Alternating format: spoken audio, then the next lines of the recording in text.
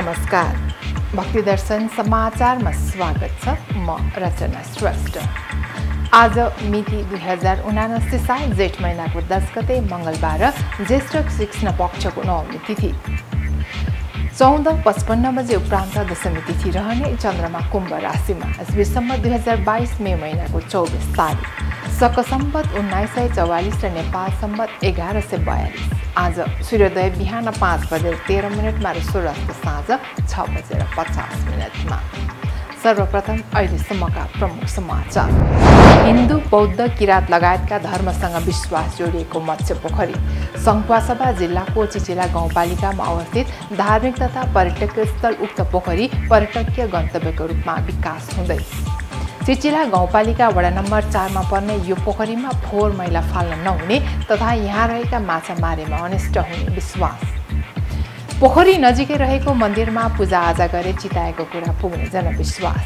धार्मिक हिसाबले अत्यन्त महत्त्वपूर्ण मानिने पोखरी भरि रहेको असला माछा र धार्मिक पूजाआजा समेत हुने मनमोहक स्थललाई पर्यटनको हिसाबले अग्रणी मानिने।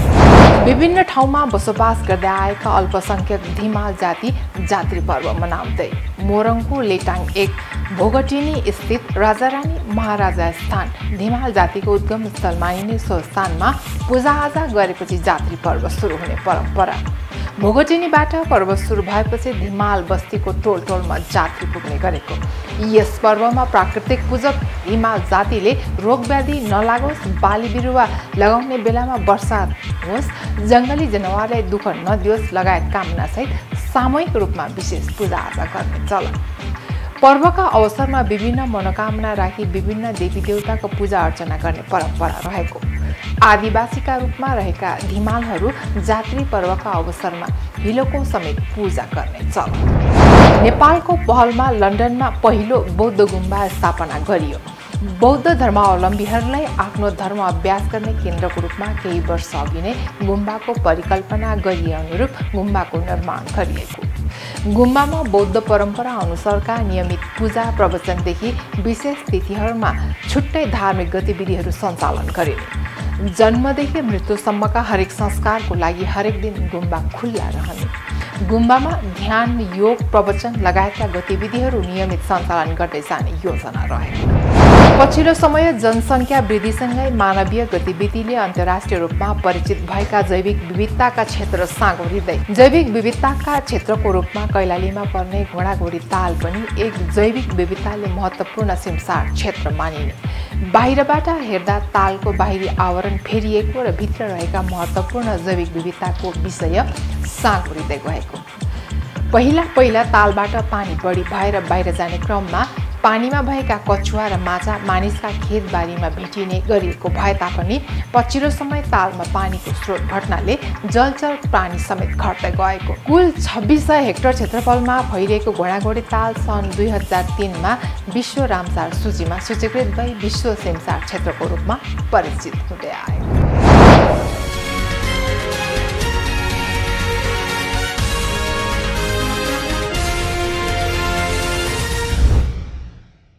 अब समाचार विस्तारमा।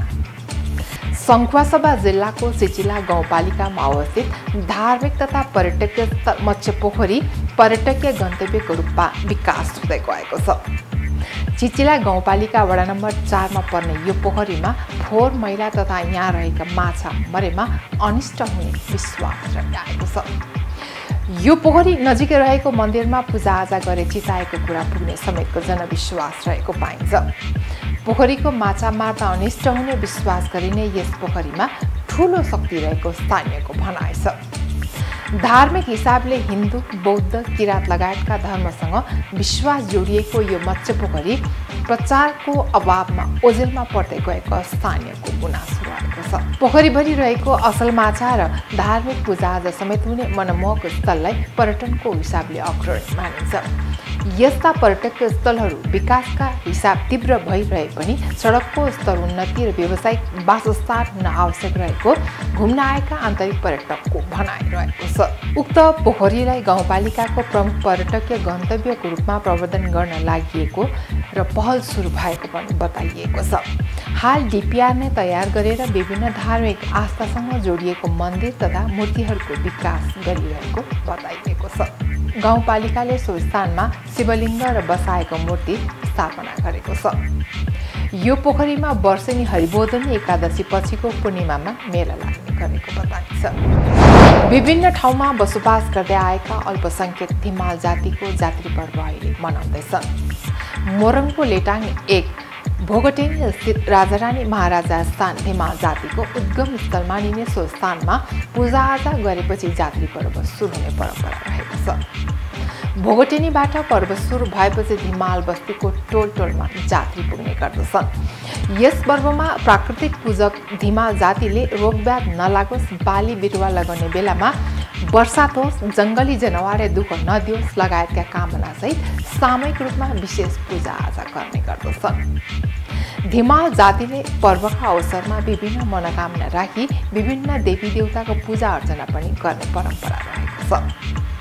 आदिवासीका रूपमा रहेका धिमालहरू जात्रा पर्वका अवसरमा हिलोको समेत पूजाआजा गर्ने गर्दछन्। एक रिपोर्ट। पूर्वी नेपालको झापा, मोरङ र सुनसरीमा बसोबास गर्ने अल्पसंख्यक धिमाल जाति जात्रा पर्व मनाउँदैछन्।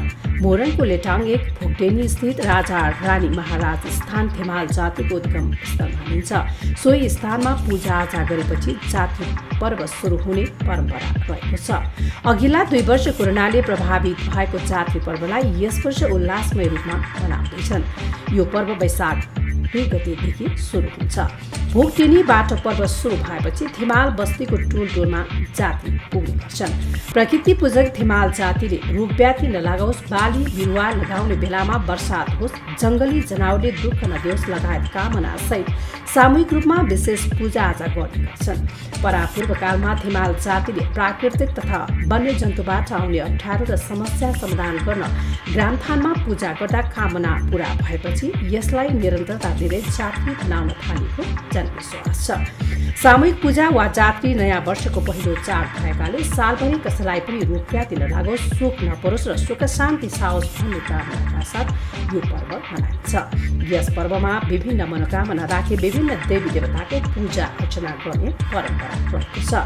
यो पर्वमा साली आमोई देवीलाई धिमाल समुदायले बिरामी हुनबाट जोगाउने देवीको रूपमा पूजा गर्ने गरेको बताइएको छ। पूजामा कुनै सामग्रीको अभाव भए मानिसमा रोगव्याधि लाग्ने र दुःख दिने मान्यता रहेको छ। त्यस्तै जला आमोईको पूजा खास गरी बाढी पहिरो खोडा नालाले दुःख नदियोस् भनेर गर्ने भनाइ छ। यसैगरी धन सम्पत्ति प्राप्त होस्, श्रीवृद्धि होस्, खान लाउन अनिकाल नलागोस्, प्रशस्त कृषि उत्पादन होस् भनेर लक्ष्मी आमैको पूजा गर्ने गरिएको बताइएको छ। स्थानीय बुढापाकाका अनुसार ज्ञान प्राप्त होस्, कोही पनि अज्ञानी नहुन्, शिक्षा र बुद्धि विवेक प्राप्त होस् भनेर सरस्वती आमैको पूजा गर्ने गरिन्छ। खेतीपातीका सामग्री लगाउन चाहिने लुगा, बुन्न आवश्यक धागो, कपडा, तन्नाको कहिले अभाव नहोस् भनेर टुकुनी आमैको पूजा गर्ने गरिन्छ। साना साना बालबच्चालाई दुःख नहोस्, रोगव्याध नलागोस्, सधैँ रेखदेख गरौँ भनेर डिङडिङ आमैको पूजा गर्ने गरिन्छ। सबै जातिका लागि लुगा उत्पादन गर्न सकियोस्, अन्न फलाउन सकियोस् भनेर ढाले आमैको पूजा गर्ने गरिन्छ। यसका अतिरिक्त धिमाल जातिले 4वटा माझी देवतालाई पनि पूजा गर्ने परम्परा रहेको छ, जसलाई चौमाझी भनिन्छ। बुढा ठाकुर, याउ माझी, साउ माझी र धरम ठाकुर भनेको देवताको पनि देवता भनिन्छ। खास गरी धिमालहरू खोला नालाको छेउमा रहेको ठुलो रुखको फेदमा थान बनाई देवताको पूजा गर्ने गर्छन्। सोही थानमा मिठो मसिनो पकाउने, आफन्त नातेदार बोलाउने र खाने गर्छन्। यो चलन अझै पनि निरन्तर चलिरहेको छ। यस पर्वले धिमाल जातिमा आपसी सम्बन्धमा प्रगाढ बनाउँदै बन्धुत्वको भावना विकास गराउने बताइएको छ। मोरङको उर्लाबारी स्थित मङ्गलबारीमा रहेको रहेको धिमाल जाति विकास केन्द्रको परियोजना स्थलमा 2 महिना पश्चात सांस्कृतिक मेलाको आयोजना गरी जाति पर्व समापन गरिन्छ। ढोलको आवाज ढङढङ आउने हुनाले कतिपयले जातिलाई ढङढङै पनि भन्ने गरेका छन्। यस पर्वमा खोला नाला रुख बिरुवा र माटोको पनि पूजा हुन्छ। यसलाई ग्राम पूजा भनिन्छ। असार संक्रान्तिसम्म मनाइने यो पर्व धिमालका 98वटै टोलमा मनाइने गरिएको बताइएको छ। पछिल्लो समय काठमाडौँमा पनि धिमाल यो पर्व मनाउने गरेका छन्। जात्रीमा धिमाल आफूले फाकल गरे अनुसार वस्तु चढाउने गर्छन्। धिमालले दुःख विराम निको होस्, सन्तान प्राप्ति होस् भन्ने मनोकामना राखेर ती पूरा भएपछि जात्रीको बेलामा देवतालाई फाकल अनुसारको वस्तु चढाउने चलन छ। यो बेलामा धिमालको घरमा पाहुना आउने र उनीहरूलाई मिठो मसिनो परिकार बनाएर खुवाउने गरिन्छ। जुन गाउँमा जात्री मेला लाग्छ त्यस गाउँमा धिमालका घर घरमा पाहुना आउने गर्छन्। खास गरी यो पर्वलाई चेलीबेटीहरू माइत आउने अवसरको रूपमा पनि लिने गरिन्छ। आदिवासीको रूपमा रहेका धिमालहरू जात्री पर्वका अवसरमा हिलोको पूजा गर्छन्।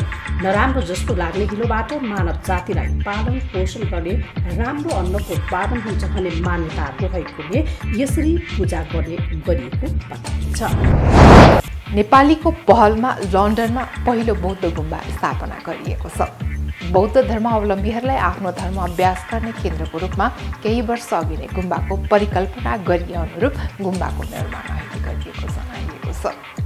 गुम्बामा बौद्ध परम्परा अनुसारका नियमित पूजा प्रवचनदेखि विशेष तिथिहरूमा छुट्टै धार्मिक गतिविधिहरू सञ्चालन हुने र जन्मदेखि मृत्युसम्मका हरेक संस्कारका लागि हरेक दिन गुम्बा खुल्ला गरिने बताइएको छ। गुम्बामा ध्यान, योग, प्रवचन लगायतका गतिविधिहरू नियमित सञ्चालन गर्दै जाने योजना रहेको बताइएको छ। एक रिपोर्ट। नेपालीको पहलमा लन्डनमा पहिलो बौद्ध गुम्बा स्थापना भएको छ। डायमन्ड बुद्धिस्ट सेन्टर युकेद्वारा साउथ इस्ट लन्डनको पुलबिचमा पहिलो बौद्ध गुम्बा निर्माण गरिएको हो। गुम्बाको उद्घाटन गत साता गरिएको छ। 2 दिनसम्म चलेको उद्घाटन कार्यक्रमको पहिलो दिन भूमि शुद्धिकरण, मूर्ति प्रतिस्थापन लगायतका कार्य गरिएको बताइन्छ। गुम्बा हरेक दिन बिहान 8 बजेदेखि दिनभर खुला रहनेछ। गुम्बामा बौद्ध परम्परा अनुसारका नियमित पूजा प्रवचनदेखि विशेष तिथिहरूमा छुट्टै धार्मिक गतिविधिहरू सञ्चालन हुने बताइएको छ। यसैगरी जन्मदेखि मृत्युसम्मका हरेक संस्कारको लागि गुम्बा खुला रहने बताइएको छ। गुम्बाका मूल गुरु खेम्बु गुरु श्री लामा गुरुङ छन्। गुम्बा नियमित सञ्चालनका लागि नेपालबाट अन्य लामा गुरुहरू पनि ल्याइने योजना रहेको बताइएको छ। गुम्बा संस्थापक गुरुङले साउथ इस्ट लन्डन क्षेत्रमा बसोबास रहेका बौद्ध धर्मावलम्बीहरूलाई आफ्नो धर्म अभ्यास गर्ने केन्द्रको रूपमा केही वर्ष अघि नै गुम्बाको परिकल्पना गरिएको बताउनु भएको छ। गुम्बामा ध्यान, योग, प्रवचन लगायतका गतिविधिहरू नियमित सञ्चालन गर्दै जाने उहाँको भनाइ छ। बेलायतमा धेरै नेपाली बसोबास रहेको अल्डरसट क्षेत्रमा केही वर्ष अघिदेखि नै BBC युकेद्वारा स्थापित गुम्बा सञ्चालनमा रहे पनि लन्डनभित्र पनि नेपालीले स्थापना गरेको यो नै पहिलो गुम्बा हो। गुम्बा निर्माण गर्न करिब 5000 पाउन्ड अर्थात् 8 करोड रुपियाँको लागतमा कार्य पूरा भएको जनाइएको छ। पछिल्लो 5 वर्षदेखि बेलायत स्थित नेपाली समुदायमा अभियान चलाएर गुम्बाको लागि आवश्यक कोष जुटाइएको बताइन्छ। विगतमा गिर्जाघर रहेको भवनलाई खरिद गरेर बौद्ध गुम्बामा परिणत गरिएको बताइएको छ, जसका लागि नेपालबाट करोडौँको खर्चमा मूर्ति, सुनका प्लेट लगाइएका गजुर, चाँदीका सामग्री सहित 3 टन सामग्री ल्याएको सेन्टरले जनाएको छ। पछिल्लो समय जनसङ्ख्या वृद्धिसँगै मानवीय गतिविधिले अन्तर्राष्ट्रिय रूपमा परिचित भएका जैविक विविधताका क्षेत्र साँघुरिँदै गएका छन्। यस्तै जैविक विविधताका क्षेत्रमा पर्ने कैलालीको घोडाघोडी ताल पनि एक जैविक विविधताले महत्त्वपूर्ण सिमसार क्षेत्र मानिन्छ। पछिल्लो समय बाहिरबाट हेर्दा तालको बाहिरी आवरण फेरिएको छ र भित्र रहेका महत्त्वपूर्ण जैविक विविधताको विषय साँघुरिँदै गएको स्थानीयको भनाइरहेको छ। पहिला तालबाट पानी बढी भएर बाहिर जाने क्रममा पानीमा रहेका कछुवा र माछा मानिसका खेतबारीमा भेटिने गरेका थिए। अचल तालमा पानीको स्रोत घट्नाले जलचर प्राणी समेत घट्दै गएको स्थानीयहरू बताउँदछन्। कुल 2600 हेक्टर क्षेत्रफलमा फैलिएको घोडाघोडी ताल सन् 2003मा विश्व रामसार सूचीमा सूचीकृत भई विश्व सिमसार क्षेत्रको रूपमा परिचित हुँदै गएको छ। एक रिपोर्ट। पछिल्लो समय जनसङ्ख्या वृद्धिसँगै मानवीय गतिविधिले अन्तर्राष्ट्रिय रूपमा परिचित भएका जैविक विविधताका क्षेत्र साँगुरिँदै गएका छन्। यस्तैमा जैविक विविधताका क्षेत्र मानिने कैलालीमा पर्ने घोडाघोडी ताल पनि एक हो। यो ताललाई जैविक विविधताले महत्त्वपूर्ण सिमसार क्षेत्रको रूपमा मानिन्छ। स्थानीय सरकार आएसँगै घोडाघोडी ताल क्षेत्रको भौतिक विकासमा जोड दिए पनि जैविक विविधताको संरक्षणका विषयमा भने छायामा पर्दै गएको स्थानीयको गुनासो छ। बाहिरबाट हेर्दा तालको बाहिरी आवरण फेरिएको छ भने भित्र रहेका महत्त्वपूर्ण जैविक विविधताको विषय साँगुरिँदै गएको स्थानीयको भनाइ छ। तालको क्षेत्रफल साँगुरिँदै गएको र पहिला भरिभराउ पानी हुने ठाउँ अहिले गाईबस्तु चर्ने चौर भएको छ। पहिला तालबाट पानी बढी भएर बाहिर जाने क्रममा पानीमा कछुवा र माछा मानिसका खेतबारीमा भेटिने गरेको भए पनि अचेल तालमा पानीको स्रोत घट्नाले जलचल प्रणाली समेत घट्दै गएको स्थानीय बताउँछन्। तालको चारैतिर बस्ती रहेको छ भने ठाउँमा वन अतिक्रमण भएको स्थानीयको गुनासो छ। घोडाघोडीलाई संरक्षण सँगसँगै पर्यटन विकास गर्न भन्दै ताल वरपर विभिन्न निर्माणका काम भएका छन्। तर ताल पुरिँदैछ भने पानीको सतह पनि घट्दै गएको बताइन्छ। कुल 2600 हेक्टर क्षेत्रफलमा फैलिएको घोडाघोडी ताल सन् 2003मा विश्व रामसार सूचीमा सूचीकृत भई विश्व सिमसार क्षेत्रको रूपमा परिचित हुँदै आएको छ। स्थानीय नेटवर्कका अनुसार 2057 सालमा अन्तर्राष्ट्रिय प्रकृति संरक्षण सङ्घको अभिलेखमा 140 चरा रहेकोमा नेटवर्कले काम थालेपछि सन् 2009मा 226, सन् 2014मा 248 र सन् 2019मा 249 र सन् 2021 सम्म पुग्दा 319 प्रजातिका चरा घोडाघोडी ताल क्षेत्रमा पाइएका छन्। यस्तै ताल क्षेत्रमा सङ्कटापन्न कछुवा, मगर गोही, बाघ, मृग र अन्य स्तनधारी जन्तु पाइन्छन्। ताल क्षेत्रमा 30 प्रजातिका माछा, 34 प्रजातिका स्तनधारी, 7 प्रजातिका सरीसृप, 32 प्रजातिका पुतली र 319 प्रजातिका रैथाने र घुमन्ती चरा पाइने जानकारी बृहत घोडाघोडी ताल तथा पर्यटन विकास बोर्डले जनाएको छ। यसगरी घोडाघोडीमा कमल, सुनाखरी, जङ्गली थानसहितका 647 प्रजातिका वनस्पति पनि पाइन्छन्। यी वनस्पति र वन्यजन्तुमध्ये कतिपय सङ्कटापन्न, दुर्लभ र आइसियुसिएनको रेड लिस्टमा सूचीकृत छन्। पन्जाकारमा फैलिएको घोडाघोडी तालसँग अन्य ताल पनि जोडिएका छन्। विगत केही वर्ष यता 7वटा ताल सुकेर चौरमा परिणत भएका छन् भने तालमा आश्रित जैविक विविधता समेत ह्रास हुँदै आएको बताइन्छ। अहिले तालको वरपर संरक्षणको नाममा सङ्घ, प्रदेश र स्थानीय सरकारले ठूलो बजेट खर्च गरेर सिमेन्ट र कङ्क्रिट जन्य निर्माण कार्य भइरहेको छ। यसले त्यहाँको जैविक विविधतालाई भविष्यमा अप्ठ्यारोमा पर्न सक्ने वातावरण विज्ञहरू बताउनुहुन्छ। जैविक विविधता संरक्षण मैत्री निर्माण कार्यमा सबै तहको सरकारले ध्यान दिनु जरुरी छ।